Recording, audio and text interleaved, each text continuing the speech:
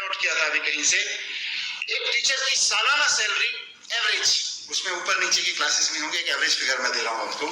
एक जर्मनी के टीचर की सालाना वार्षिक सैलरी जो है वो 72 लाख रुपए है, और वहां के जो टॉप ब्यूरोक्रेट है उसकी सालाना सैलरी 71 लाख रुपए है। 72 लाख टीचर की है एवरेज, 71 लाख वहां के सबसे टॉप ब्यूरोक्रेसी का जो सिस्टम है उसकी है। स्विट्जरलैंड में टीचर की सैलरी वार्षिक 71 लाख रुपए है, और ब्यूरोक्रेट्स जो सीनियर टॉपमोस्ट ब्यूरोक्रेट्स हैं उनकी 64 लाख रुपए। अब अंतर देखिए, देश क्यों बढ़ रहे हैं आगे? कहीं ना कहीं वो अपने टीचर्स में इन्वेस्ट कर रहे हैं, वो सोसाइटीज अपने टीचर्स में इन्वेस्ट कर रही हैं। अमेरिका में, मैं कोई कंपैरिजन नहीं करूंगा, अमेरिका में एक टीचर की औसत सैलरी, वहां के टीचर की जो औसत सैलरी गिनी जाती है सारे फैक्टर्स को देखते हुए, वो करीब 46 लाख रुपए की, 46 लाख से 60 लाख रुपए गिनी जाती है। भारत में कितनी एवरेज? मुझे तो मिलती नहीं, आप ही बताइए। 12 से 15 लाख एवरेज है। कुछ तो करना पड़ेगा, है जी? टैक्स भी कट जाता है। नहीं, टैक्स से सब मुझे नहीं पता ये फिगर्स में टैक्स है कि नहीं है।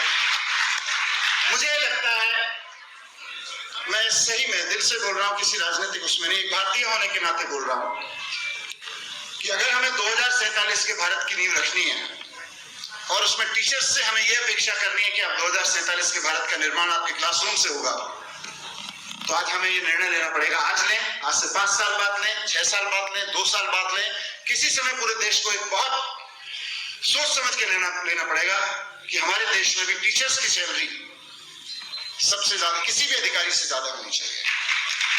ये हमें नियम बनाना है।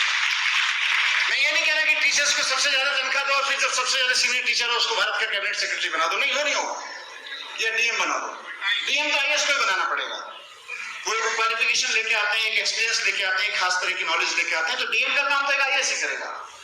लेकिन 5 साल में डीएम बन जाते हैं तारिक साहब, लगभग मराठी जी।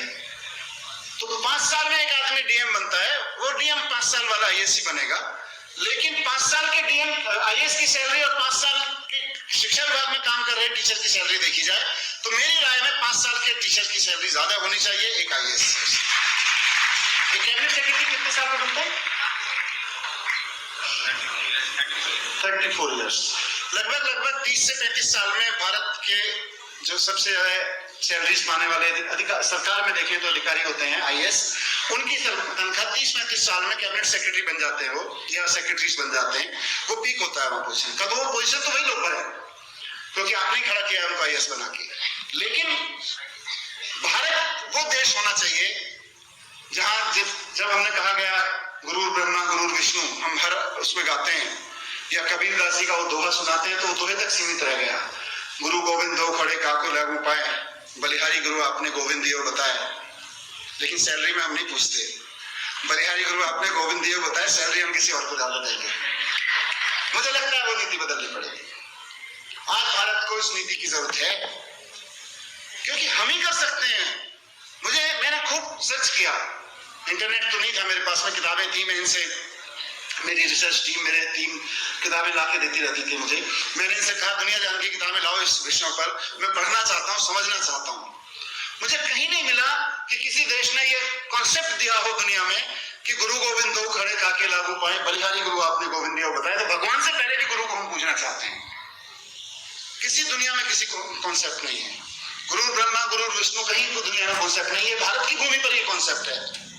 तो फिर भारत ही वो भूमि है जहां से ये मैसेज जाना चाहिए दुनिया को कि हम सिर्फ कहते नहीं है, हम सिर्फ मंच पे गाते नहीं है, हम करते भी हैं। और सैलरी में भी हमारा वो रिफ्लेक्ट होना चाहिए कि एक टीचर की सैलरी सबसे ज्यादा देश में होनी चाहिए। और उसका फायदा क्या होगा? मैं कोई ऐसा नहीं कि यहाँ एक पॉपुलिज्म बात कह के जाना चाहता हूँ, उसका फायदा देखिए क्या होगा। आप लोग भी जब कॉलेज में पढ़ते थे, ये लोग भी जब कॉलेज में पढ़ते थे, उस वक्त one of the most attractive professions में आईएएस रहता है। उसमें एक कारण रहता है, उसमें सैलरीज बहुत होती हैं, उसमें पावर्स भी होती हैं, उसमें सैलरीज भी होती हैं, या सैलरीज वाले लोगों की डिपार्टमेंट की तरफ भागते हैं।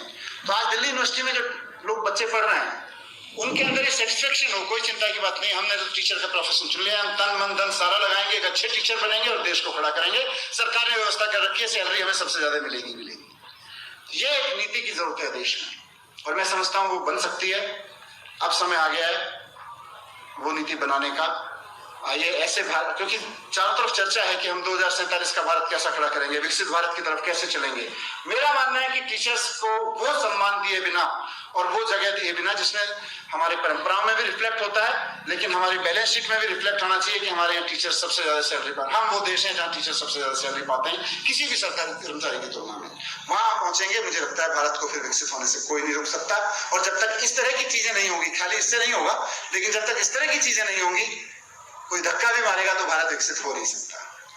बहुत बहुत धन्यवाद आप सब लोगों का, आपने मुझे मौका दिया कि मैं आपके बीच अपनी बात रख सकूं। थोड़ी सी दिल की जो इच्छाएं थी, बहुत सारी चीजें, फिर मैं मिलता रहूंगा। हम भी दिल्ली में, आप भी दिल्ली में हैं। Thank you very much. सबको बहुत बहुत शुभकामनाएं टीचर्स डे की।